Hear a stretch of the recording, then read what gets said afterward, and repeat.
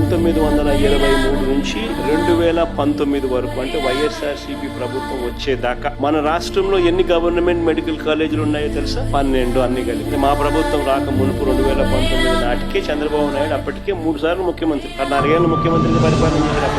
కనీసం ఒక్క government medical college అయినా తీసుకొచ్చాడు, ఒక్క గవర్నమెంట్ మెడికల్ కాలేజ్ అయినా కట్టాడు? ఆలోచన చేయమని అడుగుతా ఉన్నా.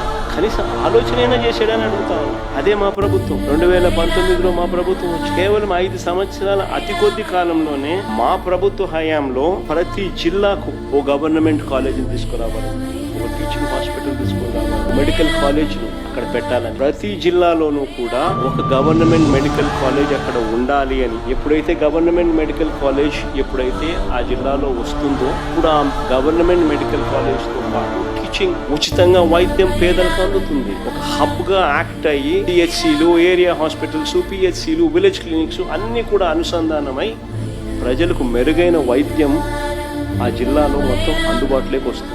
నేను అడుగుతా ఉన్నా, దిస్ ఇస్ కాల్డ్ విజన్. ప్రజలకు ఏది అవసరమో, ఏది ఇంపార్టెంటో, ఏది ఖచ్చితంగా చెయ్యాలి అనే విషయం.